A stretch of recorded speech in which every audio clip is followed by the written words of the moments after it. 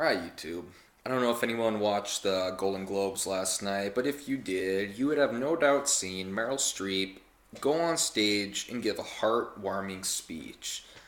The speech was about a very significant event in American history, an event that left everyone speechless, that they could not believe the audacity of it, how hatred could persist in such a malevolent manner. It's unbelievable.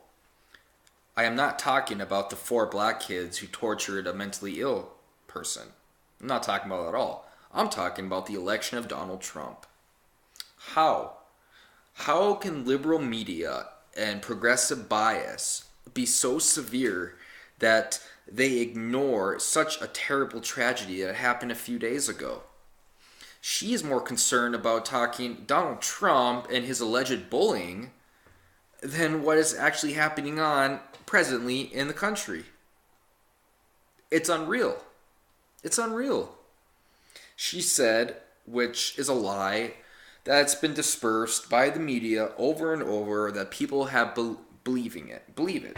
Like Jim Morrison said, whoever controls the media controls the mind. And the lie she brought up was her disbelief of Donald Trump when he insulted a mentally ill person. Although they don't understand that this did not happen. If you actually watch the whole rally, and if you can go back, a church disprove this. You can go back 5 years from now. When Donald Trump mocks people, that's what he does. He does the hand expressions. It was not specific to the person who is mentally handicapped. Now I know what you're saying. Donald Trump should not be making fun of people. I agree with that. I agree with that.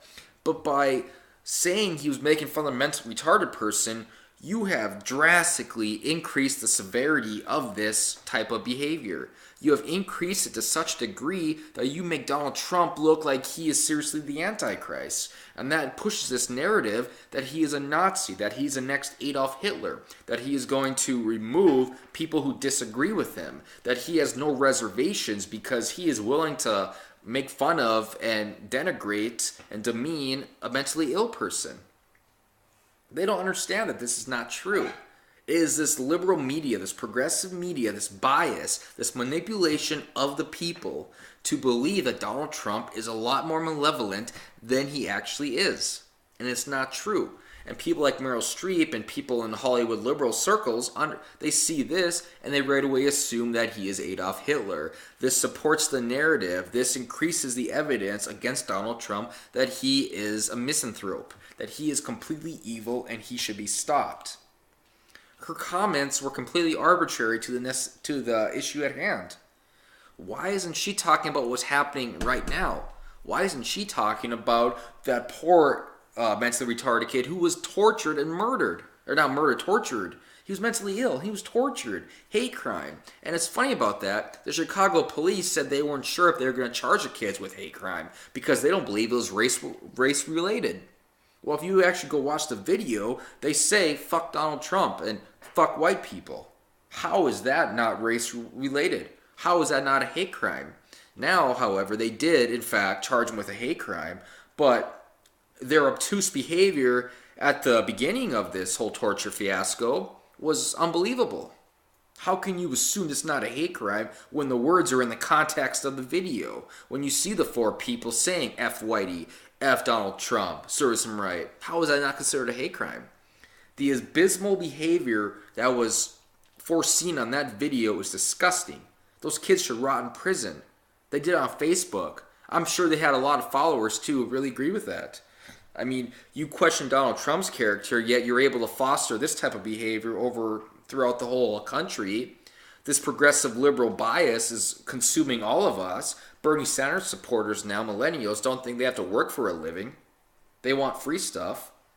And then you picture Donald Trump as the Antichrist. That gives you the ability to demean him in any way which possible, and it makes it okay. It makes it acceptable to demean Donald Trump because if you can label him as the Antichrist, then you can say anything you want about him because he deserves it. What happened to respecting the high office? What happened to respecting your president no matter who it is? When it all comes down to it, we're all Americans. Before we denigrate him and his policies, maybe we should wait till he's in office and he institutes those policies. Maybe we should wait till he's in office so we can incorporate those ideas and that political agenda and that platform of his and see if it actually benefits the country as a whole. If it doesn't benefit the country as a whole, then we can demean him. Then we can degrade him. Not him personally, but his policies. That is the fundamental aspect of American sovereignty. To be able to question your representatives, be able to question your presidency, to question your government. But when we go off on another direction, when we avert the public's knowledge of what is happening in this world with respect to racism and hatred and bigotry, and we want to focus primarily on Donald Trump and whether what he did 20 years ago is relevant and is it evil and with respect to the church or respect to evangelicals, that's what they're trying to do. They're trying to destroy his credibility with the evangelicals. They're trying to persuade those or dissuade the evangelicals from agreeing that they did the right thing when they voted for Trump. I see this every day and it doesn't make sense. Why is Donald Trump so evil, but then we're completely oblivious to what is actually evil? I don't get it. Why is one okay and one's not? Meryl Streep went up there and Hugh Laurie, which I love House. It was one of my favorite shows. He goes up there too and he talks about Trump. Where is the caring about that mentally ill person who's tortured? Where is the caring? Where is the sincerity? Where is the empathy of all the kids in Chicago who are dying every year for murder? Where is the sincerity of Kate Steinle, who was killed by a illegal immigrant? But we care more about illegal immigrants than our own veterans.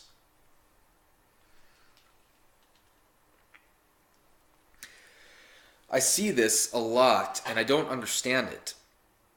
I don't understand how people can be so oblivious to what is going on in the world. How they can focus, how they can pinpoint all their aggression. They can pinpoint all their hatred, all their malevolence towards a person and then completely block out the evil of other people. This is alienating the country. This is alienating the country as a whole, the integrity of America. We are so divided right now. And the more people represent these issues in a false manner, the more that